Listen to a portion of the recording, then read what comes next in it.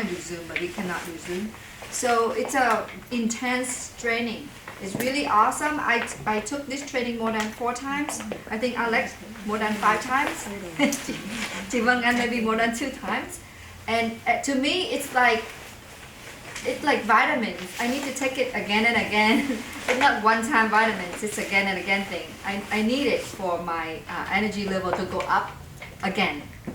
So when I signed up for this class, I was thinking of doing it myself. I talked to Leon. He said bring it into the company to see who want to join me. If no one want to join me, I'll do it at home by myself. Because this is for me. And if somebody need it, I will do it here at PacificWide. You need to sign up. If nobody signed up, I'm gonna do it myself. Okay. So we're gonna do something else today before we go on. Let's see what we're gonna do today. What do you expect to learn today or hear today? Anyone? From the invitation, what do you expect? You don't even see the invitation. Rent versus buy in this time of Rent. this rate. So when you look at the invitation, you think, oh, we're gonna talk about rent or buy, right? Awesome. That's really awesome. Did anyone think about the training today? Okay, before we go on the training, I will share with you this calculation because this what we talked about this last time. Remember we talked about the interest rate because it's so high right now. It's over 7%. And this Wednesday, Federal Reserve will increase one more time, might be 0.75% basic point. So right now the federal fund rate is 3.25. By this Wednesday, it might be 4%. It's also mean rate might be going up to 8%. And before the year end, December 14, Fed gonna increase rate one more time. And it's going to be over 4% by the end of the year. So meaning rate might be up to 9 to 10% by January of next year. So what are we going to do? The rate going up? What people going to do? They're not going to buy or what happening? So today we introduce to you this calculation to show you there is a way for people who first time home buyer and they are afraid or they worry about their monthly payment. We can help them to reduce the monthly payment the first 12 months and then reduce the monthly payment again the next 20 like the first 2 years, and they can refinance afterward. So this one we talked about last week is a 2-1 buy down program and 1-1 buy down program. What does it mean? This is an example, right? Somebody want to buy this is a real example. We locked the rate yesterday. This person purchased a home of $950,000 and they have $300,000 down payment. That's very good. That's a lot of down payment. But they still need a $650,000 loan amount. And when I look at the rate yesterday in the morning, by the way, the rate yesterday in the morning is different from the rate later and in the day because rate changed almost 3-4 times yesterday. So I look at her rate and it's 7.26%. Look, they put over 20% down payment, good credit score, and rate still over 7%, right? So the monthly payment is supposed to be $4,335.82. We haven't talked about property tax and insurance, so this is a huge payment for a first-time home buyer. So we recommend we talk to the selling agent who representing the buyer about the 2-1 buy down program. So what does it do to the borrower? So the first year, the borrower only pay mortgage based on 5.03% interest rate, which means the monthly payment will be $3,500 and $1.27. You see the buy down payment right here? I'm moving my cursor. Oh, people on the Zoom, you see the sharing screen. You see the screen? Yes, I can see it. Yeah. Awesome. So, and you see year number 1, right? Borrower will pay 5%, 5.03% rate instead of 7.026%. So that means 2% less. So the monthly payment is $834.55 less. So they don't have to pay that like $4,335, but they pay only $3,501. So they save over $800 per month for the first 12 months. So 1 year they save $10,014.60. Their second year, they pay their mortgage based on 6.03%. That means 1% less than the original interest rate of 7.026. And their monthly payment now is $3,909.62. That means they save $426.20 per month. It also means $5,114.40 in 12 months. So total, after 2 years, they save $15,129. It also means that in order for them to get this buy down 2-1, the seller will have to pay 1.593% of the loan amount to buy down the rate for the client. So as a selling agent, you will have to talk to the listing agent, asking the listing agent to ask the seller to give our buyer $15,129 to buy down the interest rate. Okay? So this is the buying agent job. The buying agent will have to talk to the seller, the listing agent, to ask for the credits. Yes, Stephen. Does it have to be the seller to fork out this money? It had to be the seller to work out this deal. Okay? So what happened was the selling agent talking to me, she said, no, I can't do this. It's just too hard. I cannot deal with the listing agent because we got the best deal already.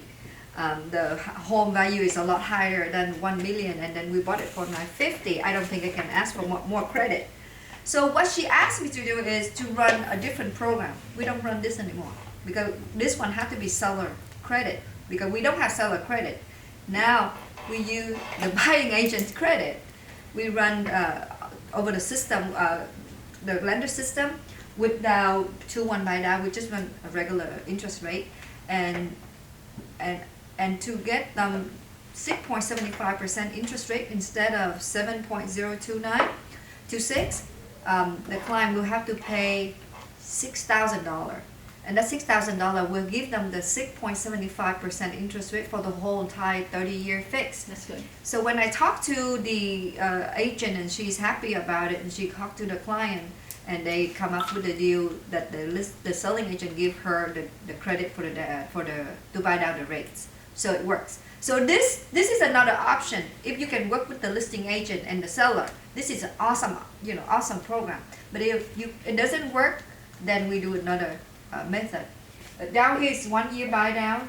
The cost is only $5,114, but it only saved them $5,114 because the first year they pay mortgage payment based on 6.03% interest rate, so the payment is $3,909.62. So this is the 1 year buy down. I don't think this is good. I think if I do the 2-1 buy down or the other option, the selling agent or the buyer paying for the buy down rates. Okay. So yes. Wait, question. Go ahead. Jill, go ahead. Okay, so when you mentioned we're talking about the buy down, so why can we just ask if I represent the buyer, can I just negotiate the price with the listing agent directly? Why do we have to go to the explaining of the buy down like this? Would be confusing the listing agent and the seller? Very good, and I just show you how it works. The how you negotiate is all your choice, and it's all your creativities. So as an agent, to protect your buyer, you negotiate with the listing agent upfront. I want 20,000 credit from seller to pay for my client to buy that rate and closing costs. That'd be awesome. And put that on the addendum: 20,000 credit to buyer to pay for closing costs or buy down interest rate. Yes. Make it easy and simple. Don't need to go through all this. It's too hard to go through all this. It's confusing. But this is how it works. From what I understand, so I share with you. But that's a good one. Alex, you have a question? Well, actually, it's similar to what Chung was saying. If we did, let's say, 16,000 from the seller, can we just raise the price from 950 to 960? I was thinking the same thing. Yeah, that's better solution because Yeah. I like the fact that you raised the price because we're gonna keep the house price higher than it is right now in the market. So it make it look good. So it's Yeah. actually better. Raise the purchase price and Raise the purchase price and get some credit from and the on seller. paper have the seller credit Yes, 15K. yes, that's really good. I like that. But if that way, the buyer will get the property tax on the Well, just a higher little price. bit, but at Just a least he little gets bit. the house. But they get the interest rate that they At least he want. gets the loan and the house. Because the first year they save so much money, more than 10,000. The second year another 5,000. Yeah. The third year we might just do refinance already, right? I'm looking forward to the refinance again, right, in the next few years. So Property tax on 15K. So first, it has to be giving credit from the seller. the seller, have to be from the seller. So like Alex suggesting to increase the purchase price. And then in the contract, in the offer, you say, this is the purchase price that my client wanna buy, but he want 20,000 credit to buy down the rate and closing costs. Oh, And then if it's in the contract, you can use it. okay. And So then, easy. for the interest rates, is it situational or is it, This is for particular scenario. oh, okay. Each scenario will have different interest rate. Okay, for sure. Good question, Jose. Okay, I so this is the actually quiz. have a quick Yeah, you have a question, okay. So, just based on this scenario, so this loan is a 30 years loan? Yeah. Okay, we got a first 2-year buy down, the other one is a 1-year buy down. What about the third year? Is go back to the regular monthly payment? Yes, good question. So the first year they have 2% lower, and the second year 1% lower payment. The third year go back to 7.026, and when it happened, hopefully the rate go down. By that time, we can refinance for them. So, a borrower got the offer accepted, almost a closing escrow time, a buyer borrower going to sign a loan doc at a title company. Is that loan doc everything spell out exactly? Year 1 payment, year 2 payment, and beginning from the third year, it's going to be the regular payment. Is that really detailed? Yes, everything will be documented. So I it's see. clearly stated in the note. I see. Most of monthly mortgage payments spelled Yes, out. yes. Good question, Elvis. So it looks like the lender, is that all lender can come up with this kind of program or just a certain lender? Okay, the first lender came up with this program was like 3 weeks ago, but then now I think every lender came up with the same program. Okay, the reason for the lender to come up all these attractive, starter loan, I think the main purpose of the lender is to try to get more business. Is that right? Of course, and also to help the buyer to continue buying because there's more buyer canceling the contract nowadays because of the monthly payment. So lender came up with this program. I think it's really smart, so that keep the buyer to continue buying. It's awesome, and also keep the price up by like when you offer higher price. Now there you put 1 year is 2% buy down 2%. The other one, the second year buy down 1%. How do they determine? Is that is up to the borrower or is up to the lender? How they want to buy 2% first year This and is 1%? lender. Okay. It depends on how much the seller credit to them. If the seller willing to credit 15,000, then we do 2-1. If the lender if the seller credit 15,000, we do 2-1 by now. If the selling agent say, I don't think 15,000 gonna work, I think the maximum he gonna give is 5,000, then we do buy down 1 year. I see. All It those, depends on how much the seller give the credits. So because buy down 2-1 is a lot more expensive. yeah, all those buy down cost is really still need to negotiate with the seller. Yeah, that's our job. So we have the quiz, but I think we're gonna let you do the quiz. I don't need you to do the quiz here. You can do it, turn it in before 5 p.m. today. It's good, and I'm gonna send out the quiz. Whoever submit the quiz, and if you get all the answers correct, you get the reward. Okay? So we don't do it here because it takes some time. So, and I'm gonna send out the quiz, and whoever take the quiz, send it back to me. You get a report if you got it correct. Okay. Now we talk about inflation, rent, interest rates. Why do we talk about this? In fact, to the housing price. Because right now The it's rates is about crazy. all that. All we care, we read news just to find out what is the inflation rate right now. What is the interest rate right now? What is the home price right now? Okay, so let's look at this. This is the table of United States inflation rate from 1990 to 2022. What do you notice? What do you notice? When you look at this one right here, you see at the bottom is 0%, and this is the number of year, right? So in 1990, in 2021, 2022, and this is 2%, this is 4%, this is 6%, this is 8%. So as you see, 1990, the inflation rate over 5%. Do you see that, everybody in the Zoom? You see what I'm talking about? Right here, 1990, right? The inflation rate is over 5% because right here is 4%. Right here is 6%. And right here is over 5% for sure. 5.25. I don't know what it is. But you see, and also I'll show you in 2021, the inflation rate is almost 5% in 2021. And right now, 2022, look at the inflation rate. What is it right now? 8.2. 8.1. Over 8%, 8.6? 8, it's 8.2 right now. With So- 9 something. But look, in general, when you look at this graph, what do you see? Normally, what is the inflation rate should be? 4 or 5. 3%. More than 2.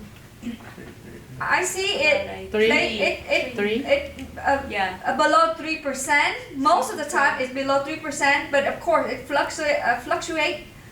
It between 3 and 4%, right? In between 3 and 4%. Okay. Remember this.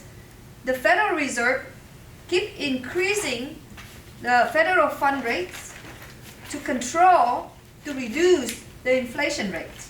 Right now, because of our inflation rate still 8.2%, what they trying to do, they try to increase The the rates.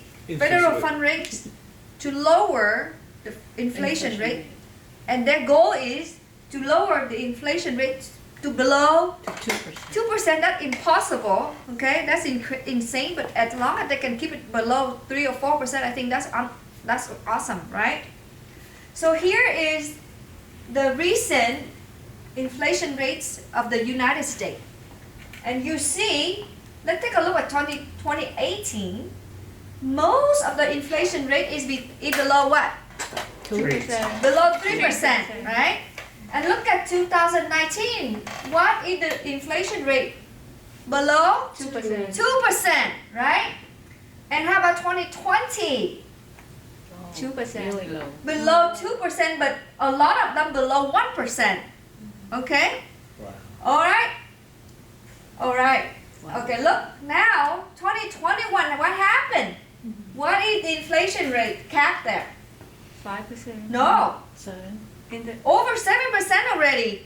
But I remember December of 2021, the interest rate we locked for our clients still at 2.875% for 30-year fixed. And remember, the rate we lock for our client is not the federal fund rate. Remember, right now the federal fund rate is 3.2%, but the rate we lock for our client right now is over 6%, almost 7, right? So they are very different. But December 2021, the rate we lock for our client is still under 3%. Look at the inflation going up starting June of 2021. And it go up higher and higher by the end of 2021. I just don't understand why the Federal Reserve didn't do anything back then. And they wait until, they wait until when? They wait until March of 2022. They do the first hike. The first hike is a quarter. I don't know why they wait so long to increase the federal fund rates. I don't get it. Maybe they have their own reason. I just don't understand. But they kind of wait too long. they wait until March 2022. They raised the federal fund rate from 0.25% to 0.5%. And then the rate at that time, the inflation rate in March 2022 is what? 8.542%. Do you see that? The inflation rate in March is over 8%. And then after they raise it by a quarter, the inflation rate go down a little bit. But then in May, it go up again. So in May, they raised in the federal fund rates one more time. This time they raised 0.5%. So the federal fund rate become 1% in May. Okay? And look at the inflation rate up there. In June, after they increased the inflation rate, the federal fund rate to 1%, in June of 2022, the inflation rate still going up over 9%. When the inflation rate keep going up, you know what happened? People keep buying. People keep spending. Because people keep spending, the inflation rate keep going up. Because I remember in 2020 where we try to buy stuff and there's nothing available. Remember that? I remember even when I look for a nice dress in 2021, it's hard to find one because they don't even have it in the store. It's really hard to find products to buy at that time. So when we don't have a lot of products, people have so much money and they try to buy whatever they can because they keep spending. The inflation rate keep going up. And in June they increase it. In July they increase it again because they feel like they cannot control the inflation rates. So they have to keep increasing. You see, May, June, July they increase over 2% of the Federal Reserve rate, federal fund rate. They increase 2%. That's really fast in a very short time. Nothing happened like this before in the history. This is the first time. So the interest rate keep increasing until September. They increase one more time, and look, in July the inflation rate 8.525 go down to 8.262, and even they increase so many times and now still over 8%. How can they lower the inflation rate to 2%? And they want to do it really fast. They don't have patience no more. They want to get things done really fast. So I don't know what gonna happen. We're gonna have a hiccup for sure. What happened, we don't know. But they increase 2 times until the end of the year. How many times more they increase next year, we don't know. Because as long as they have to reduce the inflation rate, they have to increase the federal fund rates. They will increase it to the point where everything way too expensive, nobody afford to buy. What happened? Guess what happened when nobody afford to buy? Product gonna be in inventory, tons of them. What happened to the business owner? What they gonna do to keep the business alive? So, Lay off people. And when people don't have job, what do they have? Do they have more money or less money? Less money. Things are expensive, and when people don't have money and things get more expensive, what happened? Nobody buy anymore. And then product gonna be like so much. And then I remember 2009, 2010, everything was on sale 75%, 80% off. That going to happen. And when that happened, because why that happening? Because money is not much around anymore. That's why things on sale. And when people start buying, it's so cheap. When it's so cheap, they afford it. They start buying. That point when the inflation rate go down really low, because when we don't have enough money to spend, that means when we short of money, the inflation rate gonna go down really low. Right now, because we have so much money to spend, the inflation rate is really high, because it doesn't matter what price you're gonna sell, I'm gonna buy it. People still buying houses, people still buying cars, people still go on vacation, they still have so much money. That's why inflation rate is so hard to control. But the moment when people don't have money and everything is like so cheap, that means we have deflation. When deflation happens, the Federal Reserve gonna decrease federal fund rates. That's when rate gonna drop. Okay? So right now, we're just talking about rates. We're talking about rate, why? Because we see interest rate going up and going down because of inflation and deflation. We talk about federal fund rates, it's going up, it's going down, right? Okay, this is inflation, going up, going down, doesn't matter. So when something going up, going down, consider it doesn't matter, okay? Where am I going? Okay, look at this. What is this? Home price. Oh my God, home price.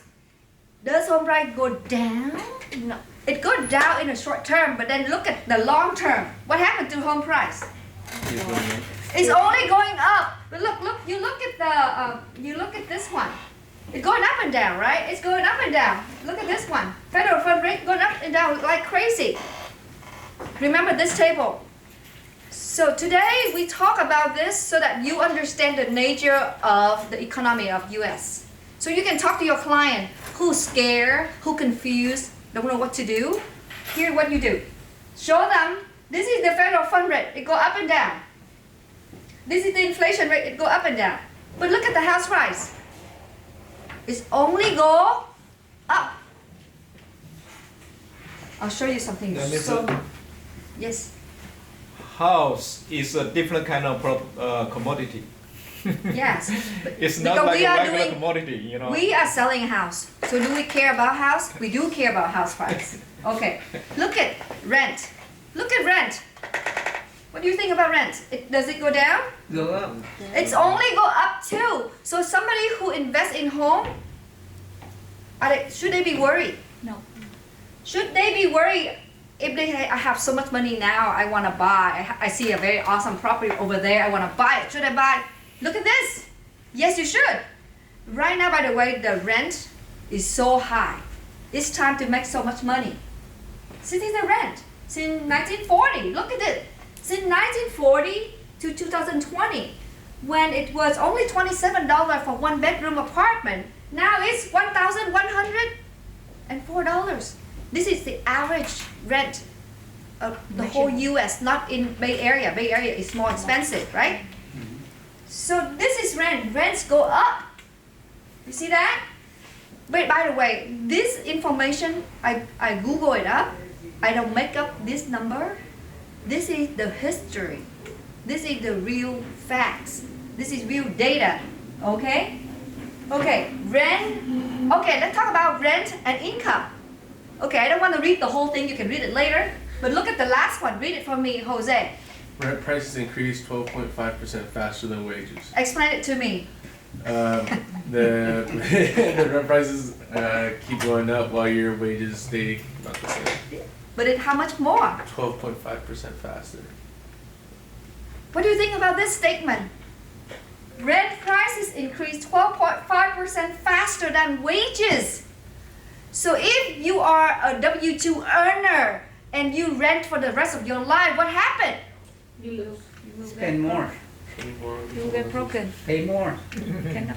Okay, first of all, when you rent, I did some calculation. If you have a family and you need a 3-bedroom, 2-bedroom, make it very easy number. It's very cheap, $3,500 for a month. After 10 years, you spend more than $400,000 for rent. Okay, and you don't claim any tax for that. You lose for more than $400,000 after 10 years. But if you rent, the rent $3,500 doesn't stay the same number for 10 years or 30 years. If somebody rent 30 years, guess what happened? Oh my God, 30 years later, the rent of $3,500 maybe $7,000 or $10,000. I don't even know. I can't even think about it. Okay, because look, and then their income doesn't increase that fast. Okay. No, so they lose money. All the money they rent, they lose it. Their income cannot catch up with their rental, monthly rental that they have to pay. Not only that, when they rent, they don't file any tax. They cannot claim tax from their income. They lose. But when they buy a house, guess what happened? They lock in a 30-year fixed rate. If they pay $4,000 a month, they pay $4,000 a month for the rest of 30 years. Period. It doesn't go up. The rents go up every year, but the mortgage payments stay fixed 30 years. So when you talk to your client, say, you buying home to live in, right? The only thing you need right now is your down payment, right? And your monthly payment will be staying fixed for 30 years, meaning you lock in the power of your money. That's it. You only need that much money every month. 30 years later, the payment's still the same. And after 30 years, you pay off your mortgage, you have a free home. Right? And then who would stay in the house 30 years? Some people would, not every one of us. After 10 years, you move out, you sell the house, you make 400 and 500,000 return on investment. You bring in a lot of money, put down by another bigger home. You do it a few times because you have 500,000 exempt from federal tax gain. So when you talk to your client, talk about tax benefit, okay? And then every year they can only also file their tax, right? So should someone rent after you learn all this? If you ever feel like you are qualified for a loan, if you go see a loan agent and they qualify for your mortgage, and you have some down payment, or you even get the 10% down payment free from the government, should you buy? Or you say, I'm waiting. Waiting for what? For the housing price. Improve, right? When they wait for the price improve, okay. Okay, Can you buy? but do you know when is that time gonna come, first of all? But do you really know what price you're gonna buy? So you have to ask them to come over here. Okay, you wanna wait, let's come over here, sit here and find out how long you're gonna wait and what are you waiting for. Because when you wait, you have to know what you're waiting for. You don't just, I'm waiting. Waiting for what? Waiting for how price hit to this number, or the interest rate hit to this number, or I want to wait until my payment is this number. So in order for them to know what are they waiting for, they have to come over here to sit down with you guys. You can do the analysis and tell them this is what you're waiting for. If somebody say I'm waiting, then okay, let's come to my office to see what we can do for you, so you know exactly what you're waiting for. Because right now you're waiting for what? They don't even know what they're waiting for. Because if they wait and say, I'm gonna wait for the home price to go down, but what if the rate is higher, the interest rate is keeping going up, and then at the time the home price hit the number you want, but because of the monthly payment is so big because of interest rate, will you buy? Right? Because remember, the interest rate will make the monthly payment really large. And all they care is what? The monthly payment. So talk to your client about all this information and ask them to come to the office to find out exactly what they want to wait for. Don't just wait for something that you don't even know what you're waiting for. Because when they say, I'm waiting for, you have to say, okay, you're waiting for what? Waiting for the price or the interest rate? Actually, I think you want to wait for the number that it makes sense to you for your monthly payment. And in order to find out what it is, come to my office, we work on it to find out what is the number that makes you happy, that you want to move on. That's how you help your client. MC, where's your office? Office. Where's your office? This is the office. Oh, right here. Right here. You can go into one of the conference room and talk to your client. Oh, okay. Yeah, that's I yes. thought, you do loan another in the back of the building? No, yeah, we The have loan another department office over there, Elvis. next door. Next door. Okay. Yeah, there's another office I behind that wall. Yeah, that's what That's I'm our loan thinking. department. That's what I I was see. thinking. Yeah. That's But the you can loan. bring your client, we can talk to them right here. Okay? So, look into the rent. Rent in California every 10 years. I don't have rent in other states, but you guys can look it up. But this is from California. Every 10 years, look, you look at, I'm looking at the last four. From 1980 to 1990, the rent go from $283 to $620. So it's more than double, okay? It's more than double. And then from 2000 to 2020, the rent go from $747 to $1,614. FMR mean fair market rent. Okay, so you see the rent double every 10 years now, recently. So if you buy a house, guess what happened? You buy a house 10 years later, it doubled. So do you care about the interest rate really? The interest rate is nothing compared to the home price appreciation. It's nothing to worry about. Because I remember I bought my first home, 30-year fixed loan, 7% interest rate, and by that time we was just married, right? We didn't have the down payment. We only have 10% down payment. So the first loan is 7% rate for 30-year fixed. The second loan we paid 9% for a HELOC line. We were so happy we did it. Okay? We're so happy. When was that? It was 2000. We bought a home, our first home in 2000. It's December of 2000. 22 years ago. Yeah. We sold it in 2005. We make 300,000. We moved to another house. We bought it 1.3 million. The second home we live in, and we keep it. We bought it in end of 2005. We bought the house, the new house, for 1.3 million. We kept that house until we sold it recently, 2021. So that means from 2006 to 2021, there was a crisis, right? 2008, the crisis, 2008, 10, 11, 12, our house value go down to 900,000. But so what? We sold it in 2021 at 2.55. So we bought at 1.3, we sell it at 2.55, and we went through the crisis, but we're still making so much money. So to keep this in mind, buying home is a long-term investment. So it doesn't matter. The home price gonna go up and down at some point, but if we keep it long enough, we double it. No problem. We double it no matter what. Okay?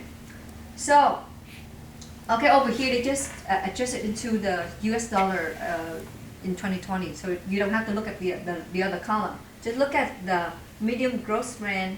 That's it. So you see, this is awesome. This for one bedroom apartment. Yeah, one bedroom apartment. So we see all those tables, all these graphic. Where did they come from? You say you from I Google them. You Google them? Yeah. And you set up this? Yeah, I put it together. I like to look at number. I like because I'm an engineering background. I like numbers. How accurate is it? It's accurate. Those are accurate number. I got it from a very good source of information. It's really good information. Can we have the numbers? I'm sorry? So can we have the numbers? Remember what? You don't have to remember. I can send you the slide. Yeah, the numbers, not the member. Thank you. Of course. So go back to the home price. So we see rent going up all the time. So does home price. Does it make sense? It makes so much sense, right? So if somebody comes to you today, asks you, Elvis, I'm gonna wait to buy, what are you gonna do? You're gonna let them wait? Yeah, I'm not that kind of person who is really difficult to persuade other people to do something. Okay. I don't know why. Okay. That's why. Because you don't believe in what you do. Okay. Yeah. I'm telling you, Elvis, I am crazy about real estate. I have a passion about real estate. You are good to convince people. Yeah, you good. I'm not convincing them. I'm just telling them what benefit them. I don't convince people. I don't have time to do that. But I have time to tell them what is best for them. So what do we do with what we know? That's a question. What do we do with what we know? Your job as a real estate agent is to go out there and help people who don't know. You know, doesn't mean everyone knows. No, they don't know. They don't even think about all this that I just throw at you. I sit down and I go like, inflation rate, rent rate, interest rate. Let's put them together to see what's going on here. It's so interesting. When I sit down, I spend time doing this. I have a passion. I want to see what's going on. What's going on here? What's going on here? And I see, my goodness, it's just so true. Inflation rates, interest rate, doesn't matter. Going up and down, I don't care. All I care is my home value going up. 10 years later, double it. All I care is I'm gonna make money 10 years later. All I care is when I sell it 10 years later, I can travel the world. Do you agree with me? My home value if double, I will travel the world. I don't care. How much rate I pay right now? I don't care. I know by 10 years later, I can travel the world. That's all I care. If somebody said, but I have to pay monthly mortgage. Hey, come on. No pain, no gain. If you never want to pay your mortgage, come on. Then you should have nothing. Right? Okay, yes, I should post the meme that I saw yesterday my friend sent me. He didn't do anything, right? And then his parents said, hey, go do your study, your homework, do something. He said, why I have to do my homework? Why do I have to study? My parents said, then later on you have a job. I said, okay, why need a job? You need a job so that you can make money. Okay, then what? Then when you would make a lot of money, you can relax. He said, I'm relaxed anyway. I'm relaxed right here. So he do nothing. He want to do nothing. He said he relaxed already. So if somebody want to do nothing, he had nothing. Because, okay, that guy, he said he already relaxed. He doesn't need to wait to relax. But that person, he get nothing for his life. He had nothing for himself. But if somebody say, okay, I know for 10 years later I'll make $1 million, I'm gonna do whatever it takes to do it now. I'm gonna do 2 jobs, 3 jobs, whatever, to pay for my mortgage. If you tell them to the point that they believe in what you said, if not, you convince them, but you give them all the data I just give to you. Or you can tell your story to share. You have a story to share. I have so many stories to share. I can share with my client. Most of the time when I see my client, the first time, I talk to them about tax benefit. Because they don't know. Okay, you are husband and wife, right? You bought a home, 10 years later you sold it, you make $1 million out of it. You have 500,000 exempt, so you only pay tax on 500,000. But don't wait 10 years, maybe 7 years you should sell it because you don't want to pay any tax. So 7 years later you make 500,000, sell your home, so that you don't have to pay any tax. You put 500,000 in your pocket, you buy another home. 7 years later you do another one. You do it 3 times, 4 times in your lifetime. You have $200 million put in your pocket, paying no tax. That $200 million, you can go travel the world for the rest of your life.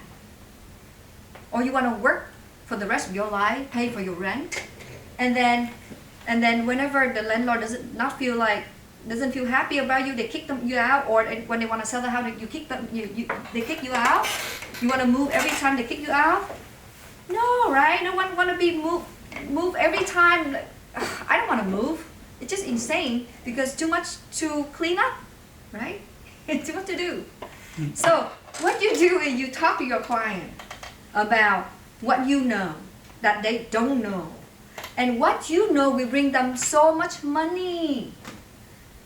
Who would not want to retire early and to travel the world? Who not want that? If you don't want to travel the world, do you want to retire? Or you say you want to work for the rest of your life because you have to pay for your rent? That's even worse. People, they want to work for the rest of their life, not because of money, because of they love what they do, that's different. But people who have to work for the rest of their life to pay for the rent, that's crazy. What do you think, Alex? I've been talking too much here. She's not talking about you. No. He can retire now because he has so many homes that pay off already. Hold on. See, you know what we're seeing from men is that she's very passionate of what she knows. She can deliver it to anybody that wants to buy easily. She has all the programs. She knows it in and out. So if you want to get lucky, you need to be prepared. If you're not prepared and a buyer shows up, you don't even know what to say. You won't get lucky. So if you're prepared all the time, when you meet somebody who wants to buy or sell, You got lucky because you already know what they want. If you don't know what you want, I mean, you cannot be lucky. You cannot get lucky. You want to get lucky? Be prepared. Know everything that's, what you need to know. She's lucky, but she's prepared. She has everything in her toolbox. Is your toolbox complete? She has a complete toolbox. Alex, actually, I want to share Alex's story. Sorry, Alex, I have to share your story. Because his success story, okay? He also owned a home for long enough that he sold it. And he able to travel the world and not need to work right now. But he decided to stay with us. Just because he loved what he doing. And he loved to be here. He traveled a lot. So another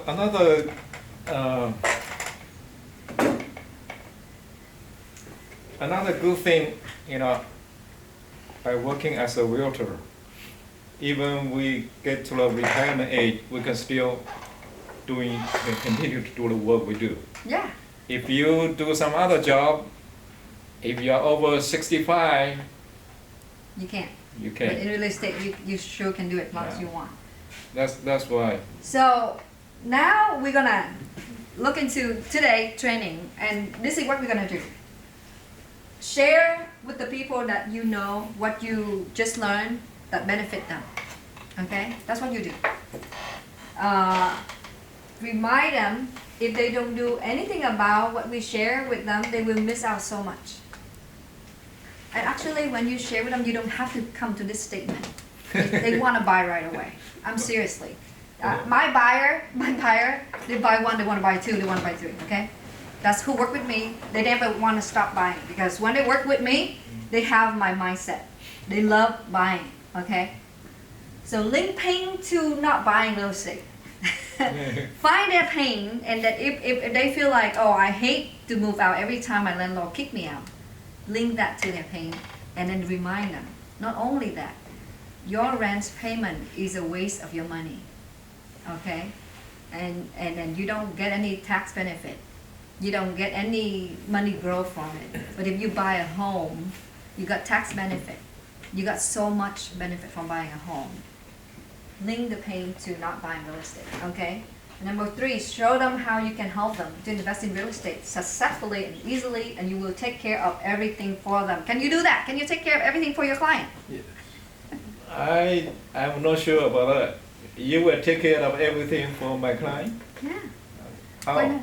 Okay, you show them home, and you put them in contract, and then you do loan for them, and you walk through with them. You make them feel like they have to do nothing, or you do everything for them. You get them the home. You can do it. Yes, you can. All you do is you just give them all the disclosure, show them what you know, care for them, tell them what is good and what is bad, what should do and what should not do, and give them the choice of what is the best for them. But I like to do it really well. Well, what what Elvis is saying is that everything. No, you don't give them money. You just show them the process from A to Z. If they know the process and they know the roadmap to home ownership, they'll stick with you. They'll buy with you. You know what I mean by that is because I'm really busy myself. Right? Whenever I travel, I say I wish there a the travel agency who take care of my traveling for me. I'm willing to pay. You know, that's what I'm doing. Whenever I want people to fix my house, I just want someone that really care and come over, do whatever, I pay you whatever price you need me to pay. As long as you do what I want you to do, I don't need to spend time looking for things that I don't have time. So I'm the type of person that when I want somebody to do something for me, I want to do it from A to Z, that I don't have to spend time. I hate to spend time on things already gifted you. Why have to spend time? Like I'm working with the people, right now we're working on the people with the engineer, civil engineer, structural engineer, architecture engineer, to do our backyard. And I said, hey, come on, you get things done for us, that's all we need. Whatever price, just give us the price. We don't even shop, give us the price, but you got to take care of it for us. That's the service that I want. So we, as a real estate agent, I think you should do the same. As long as you trust me, I take care from A to Z for you, you don't have to worry, okay? Trust me. I work with my client, or I ask them to trust me. I can take care of you. You trust me, I can do it for you.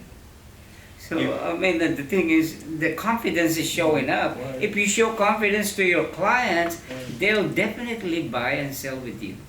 If we do have this kind of client, that'd be great for us. Yeah. But right now, the whole world is kind of working to a point that those consumers, those clients, they don't need a realtor's help. No. There are so many clients right now, Elvis, because that's why we bring up this day training, and this training will make them to feel confident about their decision. This training help them to feel confident, right, Alex? Yeah. So I just share with you my buyer, my seller. I meet them the first time, right? I give them my presentation. You selling with me. The first package is 5% listing. The second one is 6%. The third one is 7%. And after I talk to them, I say, okay, just pick one option and let me know which one. That's it. And they say, I pick option 2.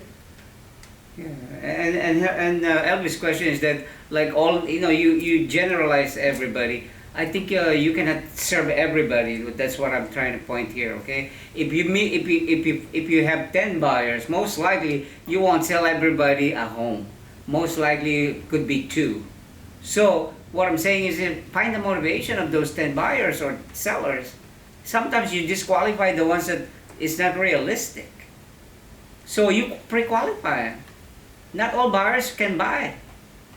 So that's the purpose of you have to know how to qualify your buyers. Not all of them can buy. So you have to disqualify those cannot buy and does not have the real motivation. So work with the one who qualifies, basically. Yeah. Okay. So right now I have 2 buyers. They qualify for a very low purchase price, like 800,000 and 750. I don't give up on them. I say, don't worry, I'll find you a home, because I'm looking at the market. I see it coming. You see, I'm not gonna give up on them. If they call me a year ago as they want 750, it's tough. But now it's easy. You want 750? You want 800? Okay, let's do it. I'll help you, because I see the market going down. I'll send them to Arizona. You got a big house there, huh? Yes. So what you're gonna do today? You're gonna talk about what you learned. You're gonna remind people if they don't do, they miss out, or they lose if they don't do it. Big lose if they don't do it. Okay? Okay. All right.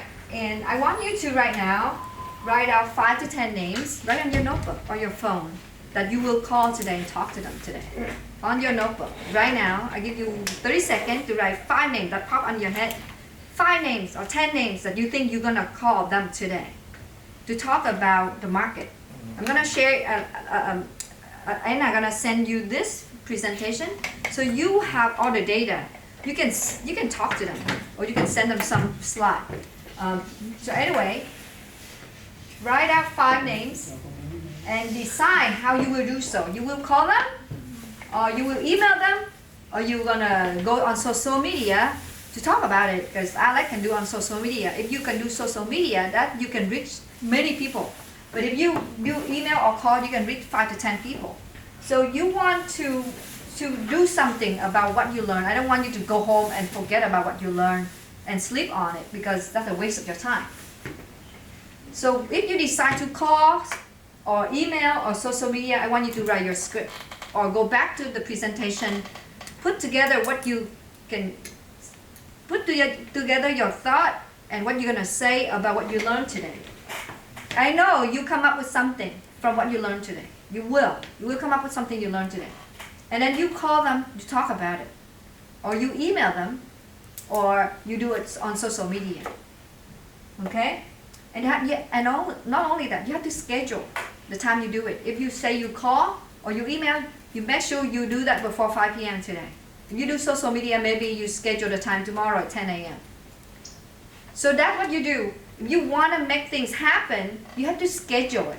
You have to plan it. You don't just think you will do it, because you think you will do it, you won't do it. Trust me. If you think, I will do it, I'm going to talk about this with my client, you would never do it if you don't schedule it. Right? So let's go dinner sometime. Will that happen? No. Nah, right? So That is just we just saying to make you like, oh, let's just talk, just communicate, right? But it doesn't make any sense when we don't schedule anything. Nothing gonna happen, right? So make sure you decide how to do about it. You call them, or you email them, or you do social media, and then make sure you get yourself ready, prepare. Don't just call and don't know what to say. You have to prepare. Before you call, you have to know what you want to talk about. You want to talk about all that in your own way. You summarize it to the point that if it can convince you, you can convince them. Okay? And then schedule. That's the most important. Okay? Any question, anyone, or anything you wanna to contribute to the meeting today that you wanna share with your own experience? I have a question. Yes. All these past 7, 8, 10 years, as a buyer's agent, did anyone have similar experience? You know, like as a buyer's agent, you try to be help to the buyer, and you try to provide all information, or like you say, you provide all kind of service and try to do good thing for the buyer. Then you keep in touch with this buyer for years and years, 2 years, 3 years. And then when it comes to the point, the buyer really need to take action to make an offer to buy this home, then you are not a buyer's agent. Okay. Because the buyer, they write an offer through some other agent. Okay. Awesome. They got a good deal. Okay. It's up to how we do it. Okay. If you keep in touch, what information do you give? Do you only give the listing, the new listing, or you talk to them frequently, 2-3 times a year about all the things that we share, like that benefit them? You remind them how much benefit they're gonna get if they work with you, because you are the only one who can do this, do that. And I think when you really care for them, I don't think they can let go of you that easily. But if you don't really care for them, they can let go of you. So no matter what, they say, oh, I can go with some other guy. But when you have a relationship, it's harder to break that relationship. To me, my client and me are more like connected. And how to connect? I talk about them all the time. Whenever I call them, I talk about them and see what I can do for you. And if something came up and I can bring my knowledge and experience to help them, I use it right away, right then and there. I say, hey, you should do this. So every time I talk to them, I bring them some good information that benefit them. So if every time you talk to people, you show that you care about them so much, and everything you say is all about them, and that become a relationship. It's so hard to break a relationship if all you do is just send them information, and that information she can get anywhere else, and it's really easy to lose it. I lose clients when I don't take care of them, and I see it. When I don't take care of my client, I lose them right away. But when I really pay attention, I keep calling, I talk about, and don't call and say bye. When I call my client, I say, what can I do for you? Do you have any question for me? That's what I ask. Even when I'm too busy and I don't have time, I text them, hey, you have any question for me? Anything I can do for you? I don't say, are you ready to buy? No, because that will scare them away. Do you have any question for me? What can I do for you? That is my questions. Did she answer your question?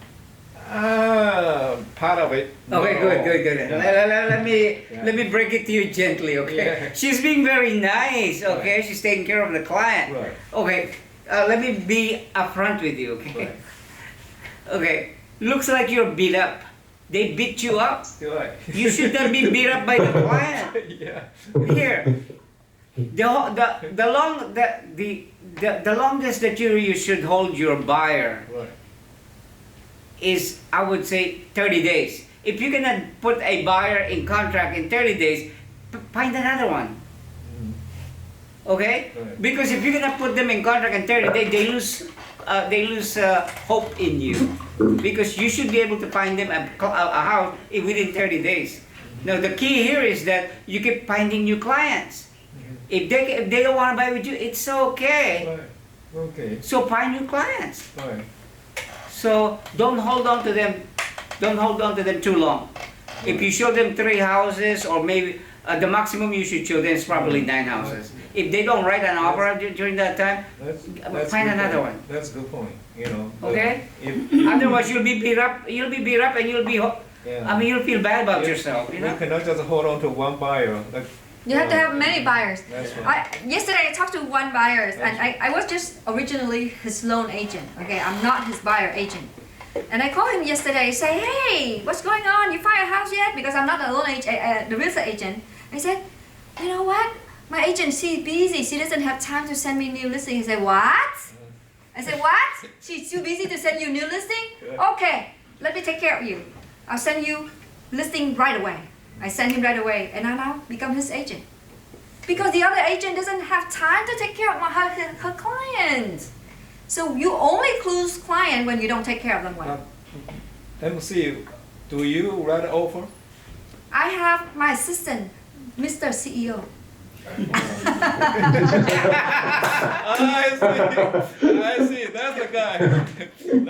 That's the hidden buyer's agent. Yeah. Invisible offer writer. That's good. That's good. That's good. That's the good word. Yeah, that's good. Yeah, you should hire That's good. someone to That's assist good. you. That's good. That's the way it should be. Can I share with you guys something? Yes, go ahead. Yes, in terms of the clients, I have this client. She came to me about 5 years ago, and at that time she couldn't qualify to buy a house. So I sit down with her, explain to her about the process and things to do to qualify buy a house. And it took her a year. During that time, I keep contact with her, and she's a very good person. And it took her a year to buy a house. And then after that, I represent her to buy another house for her son, and represent her again to buy another house for her daughter. So 3 houses already. The last 4 years. So she will buy another one maybe next year. So my point is that it doesn't matter, when people come to you, there could be some chemistry somehow. They come to you, they treat them nicely, with respect, and try to help them out. They will remember you. They will come back. So you don't cut them out. Someone happened to come to your life. The person has something that you're supposed to help now. So with that mindset, it's okay. I never lost any clients that come to my office that walk away. Seriously, I never had the experience. Whoever come to me, they will buy from me. Awesome. I will help them out. Yeah. Awesome. That's awesome. You take care of your client. And also one thing about client, that's 2 things that happened to me, and I see we should never make that mistake. I remember one of the architecture came to me, and when I talk about I want the pool to be built in this area, he said, no, you should build the pool here. And then he insists to build a pool where he wanted. That's it. I don't hire him. You see? So you never tell like when your buyer wants something, just do what they want. Don't tell them this is better. Okay? You can suggest. You But can then suggest, they may, but yeah. they have to make You the tell them decision, reason. not you. Yeah. Because the architecture tell me, because we have the curve like this, right? He said, make the pool right here, and it look nice at nighttime, and you put a lot of light on it. I don't like it, even he thinks it's nice, but I don't think it's nice. I don't like it. So he insists to make the pool right here. That's it, done. Never tell your client is wrong. Okay, even though your client give you some wrong information, say, I think I would find something for you to read on. Give them something. So don't tell them this is completely wrong. Okay, unless somebody do something wrong to them, then we know, oh, this is wrong. But if they think something, don't say, hey, you think so wrong, because that will make them feel like I'm wrong. Oh my God, I'm not gonna work with you, right? Because people have the significant, human needs. I want you to, if you wanna join the training this November 3rd, you come, you sign up. Tony Robbins gonna talk about the 6 human needs. It's really important. So never touch the significant, because everybody is right. Everybody is, the best. Never tell them they're wrong. Okay. Actually, June, he's my realtor. Yeah. So he I don't know the area, so he'll tell me, I have certain criteria that I want him to meet when he looks for the home for me. Right. But then he'll tell me, oh, don't go over to this freeway, go higher than, further up, which is a good area. So I listen to him. Yeah, yeah. I do tell him my criteria. Right. He listened to him, but he does suggest. Yes. And I look into it and I go, okay, he's right, so I'll listen to him. Right. So I think it's both ways. He have to give you his information, Yeah, and then you will from I there choose to you listen or not. choose Yes. to what to do. but he doesn't make me anything. Yeah, But he doesn't say, Yvonne, you're so wrong. Don't do this. Yeah. He doesn't do that, that's right? not tactful. Yeah, he said, "Oh, I think this is what it is." So because we know we're not knowing the area, so when he suggesting area, we really enjoy listening to, right? And Yeah. we learn from it. Yeah. So my husband and I, we decide, all the information he gave, we explore some more. He even tell us to go up north a certain area to check it out. But we do need those information. We do. Yeah. we have to provide our client all information that we think it benefit them. That's Yeah. the most important thing. But That's you don't what we- want to tell them, hey, you got to do this. Yeah, No. you give them all the information, and you tell them what benefit them. Yeah. That's important It's because up to them to they want to listen. hear. Okay, if I go here, what benefit me? What not benefit me if I go here? So we have to be specific on the benefit attached to the information, because if you just give information, that's not enough, right? But I know what you're talking about, the contractor for the pool. I mean, some are very stubborn.